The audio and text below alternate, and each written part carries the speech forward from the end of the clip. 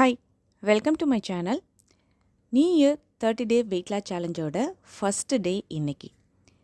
நம்ம ஃபஸ்ட்டு டேயில் என்ன பண்ணணும், என்னென்ன உணவுப் பொருட்கள் எடுத்துக்கணும் அப்படின்றது தெரிஞ்சுக்கிறதுக்கு முன்ன இந்த வெயிட் லாஸ் சேலஞ்சில் நம்ம எது மாதிரி உணவுப் பொருட்களை கொஞ்சம் தவிர்க்கணும் அப்படின்றத பற்றி ஃபஸ்ட்டு தெரிஞ்சுக்கலாம். வீடியோவை ஸ்கிப் பண்ணாமல் பாருங்கள். முதல்ல ஒரு வெயிட் லாஸ் சேலஞ்ச் அப்படின்னு நம்ம எடுக்கிறோம் அப்படின்னா வெயிட் டெய்லியும் குறையிற மாதிரி நம்ம பார்த்துக்கணும். அப்போ தான் நமக்கு ஒரு இன்ட்ரெஸ்ட் வரும் அந்த வெயிட் லாஸ் சேலஞ்சை கண்டினியூ பண்ணுறதுக்கு. அப்போ நம்ம டெய்லி வெயிட் குறைக்கணும் அப்படின்னா எது மாதிரி உணவுகளை எடுத்துக்கக்கூடாது அப்படின்றத முதல்ல தெரிஞ்சுக்கணும். இப்போது நம்ம அன்றாடம் எடுத்துக்கக்கூடிய முக்கியமான உணவுகள் அப்படின்னு பார்த்திங்கன்னா மெயினாக அரிசி, கோதுமை, இது ரெகுலராக நம்ம உணவுகளில் எடுத்துப்போம். இந்த 2 பொருட்கள்லையுமே கேலரிஸ் அதிகமாக இருக்கும்.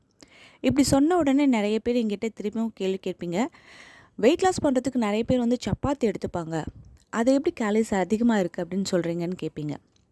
ரைஸில் எந்த அளவுக்கு கேலரிஸ் இருக்கோ அதே அளவுக்கு சப்பாத்திலையும் இருக்குது, அதாவது கோதுமையிலையும் இருக்குது. ஆனால் நம்ம நார்மலாக ரைஸ் சாப்பிட்றத விட சப்பாத்தி கொஞ்சம் கம்மியாக சாப்பிடுவோம். அதனால தான் வெயிட் லாஸ் பண்ணும்பொழுது சப்பாத்தி எடுத்துக்கோங்க அப்படின்னு சொல்கிறதுக்கான ரீசன். சரிங்களா? மற்றபடி ரைஸில் எந்த அளவுக்கு இருக்கோ கேலரிஸ் அதே மாதிரி கோதுமையிலையும் இருக்குது. அதனால் இந்த வெயிட் லாஸ் சேலஞ்சில் நம்ம அரிசியை ரொம்ப கட்டுப்படுத்திடுவோம். கோதுமை கூட ஒரு சில பொருட்கள் சிறுதானியங்கள்லாம் சேர்த்து அதை ஒரு மாவாக அரைச்சி சப்பாத்தியாக எடுத்துக்கலாம். ஆனால் அரிசியை முற்றிலுமாக நம்ம கம்மி பண்ணாதான் நம்மளோட வெயிட் லாஸ் அப்படின்றது ரொம்ப ஈஸியாக நடக்கும். ஏன்னா அரிசியில் மாவுச்சத்து அதிகம். ஓகேங்களா? நம்ம உடம்புக்கு எனர்ஜி கொடுக்கக்கூடியது. அதனால் அதை நம்ம எடுத்துக்கிட்டோம் அப்படின்னா நம்ம என்ன தான் உணவை கம்மியாக சாப்பிட்டாலும் நம்மளோட வெயிட் லாஸ் ஆகாது. ஒன்று அப்படியே ஒரே வெயிட்டாகவே காட்டும், இல்லைன்னா இன்க்ரீஸ் ஆகிறதுக்கான வாய்ப்பு இருக்குது. அதனால் கொஞ்ச நாளைக்கு ஒரு குறிப்பிட்ட அளவு நீங்கள் வெயிட் குறைக்கிற வரைக்கும் இந்த அரிசி உணவை நம்ம கம்மி பண்ணிக்கிறது ரொம்ப நல்லது. முடிஞ்ச அளவுக்கு எடுத்துக்காமல் இருக்கிறது ரொம்ப நல்லது. ஓகேங்களா? ஆனால் கண்டிப்பாக நம்ம எடுத்துப்போம். நம்ம லைஃப்பில் அரிசி ரொம்ப ரொம்ப முக்கியம். கண்டிப்பாக எடுத்துப்போம். கொஞ்சம் நல்ல வெயிட் லாஸ் ஆனதுக்கப்புறமா கொஞ்சம் கொஞ்சமாக உணவுகளை கலந்துக்கிற மாதிரி இருக்கும். சரிங்களா? அடுத்தது பார்த்திங்கன்னா பாலை கட் பண்ணிவிட்டு என்ன பண்ணுறது அப்படிலாம் நீங்கள் நினைக்கலாம். முக்கியமாக பாலாக சாப்பிட்றத விட நிறைய பேர் டீ காஃபி சாப்பிடுவீங்க. டீ காஃபியை முற்றிலுமாக தவிர்த்துறது ரொம்ப நல்லது. நீங்கள் வெள்ளை சக்கரை போட்டு சாப்பிடாமல் இருந்தால் கூட டீ காஃபியால் உங்களுக்கு எந்த ஒரு யூஸுமே கிடையாது. சரிங்களா? பாலாகவே எடுத்துக்கக்கூடாதுன்ற. ஏன் பாலாக எடுத்துக்கக்கூடாதுன்னா அதுலேயும் உங்களுக்கு வெயிட் குறையாது. பாலாக எடுத்துக்காமல் அதை தயிர், மோர், வெண்ணெய், நெய், பன்னீர் அது மாதிரி நீங்கள் எடுத்துக்கலாம். அதாவது பாலாக எடுத்துக்காமல் அதை மாற்றி இது மாதிரி பொருட்களாக நீங்கள் தாராளமாக எடுத்துக்கலாம். பாலும் கொஞ்ச நாளுக்கு நம்ம தவிர்த்துருவோம். இந்த 3 பொருளையுமே கொஞ்ச நாளைக்கு வெயிட் லாஸ் பண்ணுற வரைக்கும் நம்ம தவிர்த்துருவோம். ஆனால் இப்போ நான் சொல்லக்கூடிய 2 பொருள் லைஃப் லாங் நீங்கள் எடுத்துக்காமல் இருக்கிறது ரொம்ப ரொம்ப நல்லது. அது என்ன பொருள் அப்படின்னு பார்த்தீங்கன்னா வெள்ளைச்சக்கரை. இந்த வெள்ளைச்சக்கரையால் 1% கூட நம்ம உடம்புக்கு எந்த ஒரு நல்லதும் செய்யக்கூடியது அல்ல. சரிங்களா? நீங்கள் கஷ்டப்பட்டு வெயிட் லாஸ் பண்ணிகிட்டே இருப்பீங்க. 1 ஸ்பூன் சர்க்கரை போட்டு ஒரு நாள் ஒரு பொருள் சாப்பிட்றதுனால என்ன, இல்லை சும்மா 1 ஸ்பூன் சர்க்கரையை வாயில் போட்டு சும்மா இருந்தானே, ஏன்னா அந்த ஸ்வீட் கிரேவிங்ஸ்க்காக அப்படின்னு நினச்சிங்கன்னா அன்னைக்கு நீங்கள் காலையிலேருந்து நைட் வரைக்கும் எடுத்த அந்த வெயிட் லாஸ்க்கான நீங்கள் போட்ட அந்த எஃபெக்ட் பார்த்திங்கன்னா முற்றிலுமாக உங்களுக்கு கெட்டு போயிடும். அதனால் வெள்ளைச்சக்கரை இப்போன்னு இல்லை, லைஃப் லாங் நீங்கள் எடுத்துக்காமல் இருக்கிறது ரொம்ப நல்லது. முக்கியமாக உடல் எடை குறைக்கிறோம் அப்படின்னும்போது சுகர் கண்டென்ட்டை எந்த அளவுக்கு நமக்கு தவிர்க்கிறோமோ அந்த அளவுக்கு நமக்கு நல்ல வெயிட் லாஸ் கிடைக்கும். ஏன்னா நிறைய பேர் பார்த்திங்கன்னா நல்ல ஒல்லியாக இருப்பாங்க, அவங்களுக்கு தொப்பை மட்டும் நல்லா பெருசாக இருக்கும். தொப்பை குறையாமல் இருக்கிறதுக்கான காரணம் என்ன அப்படின்னு பார்த்திங்கன்னா நம்ம உடம்புல எடுத்துக்கக்கூடிய அந்த சுகர் கண்டென்ட் தான் நம்ம தொப்பையை குறைக்காமல் அப்படியே ஸ்டாண்டர்டாக அப்படியே வச்சுறதுக்கான காரணம். அதனால் முடிஞ்ச அளவுக்கு சுகர் கண்டென்ட்டை கம்மி பண்ணுங்கள். அதுலேயும் முக்கியமாக வெள்ளைச்சக்கரையை கம்மி பண்ணுறதுல விட்டுறது ரொம்ப ரொம்ப நல்லது. அதுக்கு பதில் நாட்டு சக்கரை, பனக்கற்கண்டு, வெல்லம் இது மாதிரி நீங்கள் கொஞ்சம் கூட சேர்த்துக்கலாம். சரிங்களா? அதனால் வெள்ளைச்சக்கரையை முற்றிலுமாக நீங்கள் அவாய்ட் பண்ணுறது ரொம்ப ரொம்ப நல்லது. மொத்தமாக ஃபுல்லாக ஸ்டாப் பண்ணணும்னு இல்லாமல் கொஞ்சம் கொஞ்சமாக படிப்படியாக குறைச்சிக்கிட்டீங்க அப்படின்னா ரொம்ப ரொம்ப நல்லது. அடுத்தது இன்னொரு முக்கியமான விஷயம் என்ன அப்படின்னு பார்த்திங்கன்னா மைதா. இந்த மைதாவில் செய்யப்பட்ட உணவுகளை முற்றிலுமாக தவிர்த்துறது நல்லது. மைதாவில் என்னென்னலாம் உணவு இருக்குது அப்படின்னு பார்த்தா நிறைய உணவு மைதாவில் தான் இருக்குது. நீங்கள் சாப்பிட்ற பிரெட் ஆகட்டும், கேக் ஆகட்டும், பிஸ்கெட் ஆகட்டும், நூடுல்ஸ் ஆகட்டும், அதுக்கப்புறம் வந்து சேமியா எல்லாத்துலேயுமே வந்து மைதா. ஏன் மைதாவை நிறைய உணவுப் பொருட்களில் கலந்துடுறாங்க அப்படின்னு பார்த்தீங்கன்னா, அது எந்த ஷேப்புக்கும் ஈஸியாக கொண்டு வர முடியும். அதுக்குன்னு தனி சுவை கிடையாது. ஒரு ஸ்வீட்டாக செஞ்சாலும் சரி, காரமாக செஞ்சாலும் சரி, அதை ஈஸியாக வந்து கிரகிச்சு நமக்கு அந்த உணவுப் பொருள் கொடுக்கறதுனால அந்த டேஸ்ட்டுக்காக எல்லாருமே அந்த மைதாவை எடுத்துக்கிறோம். ஆனால் ரொம்ப ரொம்ப தவறு. இந்த மைதா அப்படின்றது வந்து பார்த்திங்கன்னா, உங்களுக்கு நிறைய பேருக்கு தெரிஞ்சிருக்கும். தெரியாதவங்களுக்கு இப்போ இந்த விஷயத்த நான் சொல்கிறேன். இந்த மைதா வந்து பார்த்திங்கன்னா, சுவத்தில் வந்து போஸ்டர் ஓட்டுறதுக்காக கண்டுபிடிக்கப்பட்ட ஒரு பொருள் தான். இதுவும் கோதுமையிலேருந்து பின்னாடி வரக்கூடிய அந்த ஒரு கழிவுலேருந்து வரக்கூடிய ஒரு பொருள் தான் இந்த மைதா. சரிங்களா? இதை வந்து செவுத்தில் ஒட்டுறதுக்காக, ஏன்னா செவுத்தில் போட்டு பசை மாதிரி நல்லா பிடிச்சிக்கணும் அப்படின்றதுக்காக தயார் பண்ணது தான். இது வந்து 1930 அமெரிக்காவில் கண்டுபிடிச்சது. சரிங்களா? இது நாளடைவில் நம்மளோட உணவுப் பொருளை சேர என்ன ஆயிடுச்சு அப்படின்னா, இதோட பின்விளைவு நமக்கு முதல்ல தெரியவே தெரியாது. நமக்கு இதனால் எந்த பாதிப்பும் இல்லாத போது நமக்கு பசி அடங்குதே போதுமே அப்படின்னு சொல்லிட்டு தான் நம்ம எல்லாருமே இந்த உணவை வந்து எடுத்துக்கிறோம். ஆனால் ஃப்யூச்சரில் நிறைய பாதிப்புகள் இது கொண்டு வரும்.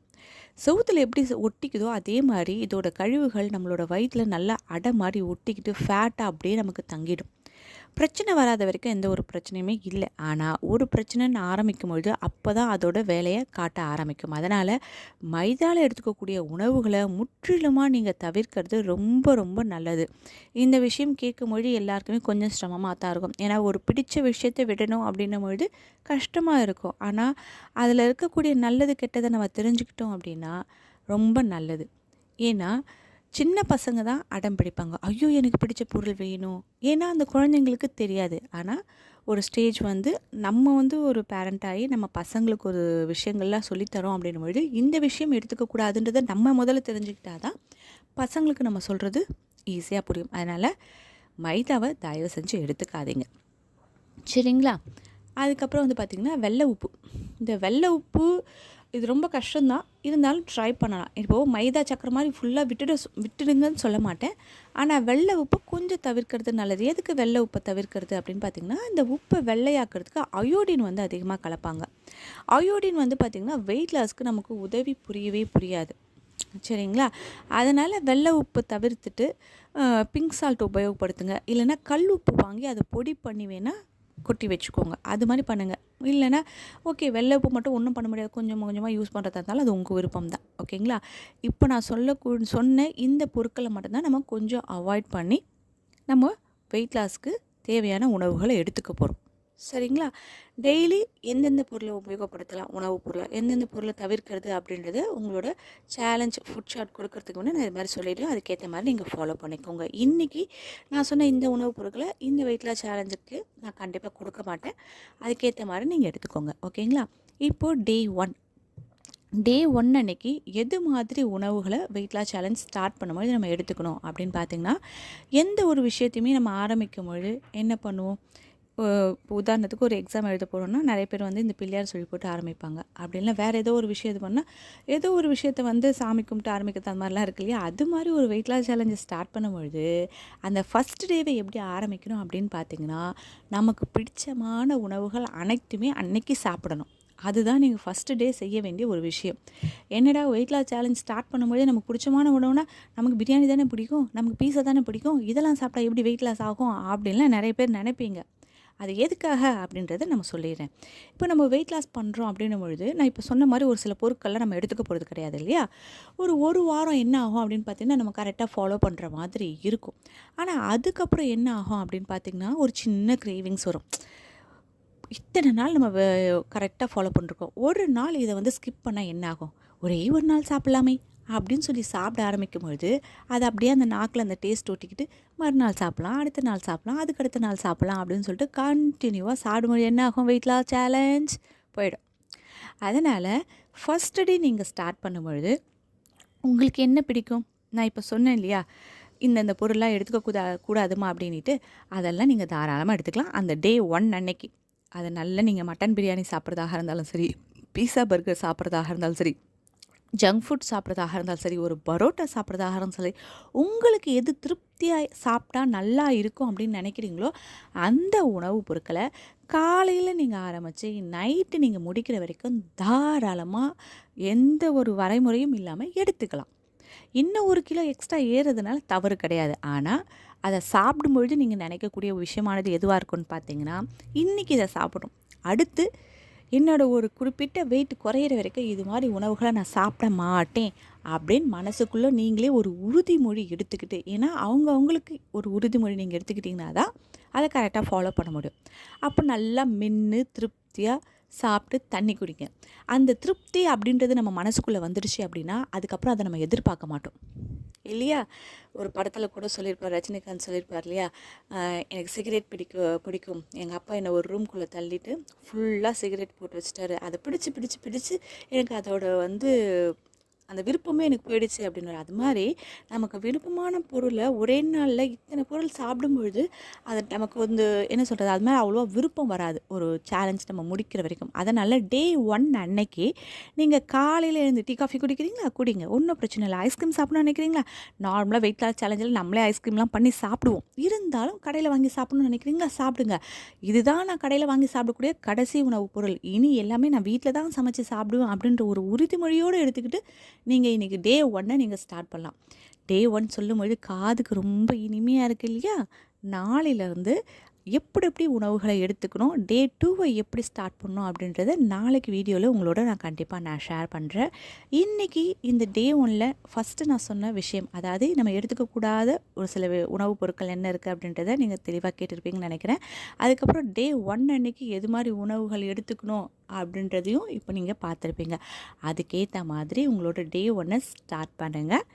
நாளைக்கு டே 2 அன்னைக்கு என்ன பண்ணணும் அப்படின்றத அடுத்த வீடியோவில் சொல்கிறேன். இன்றைக்கி நான் இந்த வீடியோவில் சொன்ன விஷயங்கள் உங்களுக்கு பிடிச்சிருந்தது அப்படின்னா வீடியோக்கு ஒரு லைக் பண்ணிவிடுங்க. கண்டிப்பாக உங்கள் ஃப்ரெண்ட்ஸ் அண்ட் ரிலேஷன்ஸ்க்கு ஷேர் பண்ணுங்கள். இது வரைக்கும் நீங்கள் சப்ஸ்கிரைப் பண்ணாத வியூவர்ஸாக இருந்தீங்கன்னா சப்ஸ்கிரைப் பண்ணி பக்கத்தில் அந்த பெல் ஐக்கானும் கிளிக் பண்ணி ஃப்யூச்சரில் வரக்கூடிய எல்லா வீடியோஸோட நோட்டிஃபிகேஷனும் உடனுக்குடனும் வரதுக்கான வாய்ப்பை உண்டாக்கிக்கோங்க. தேங்க்யூ.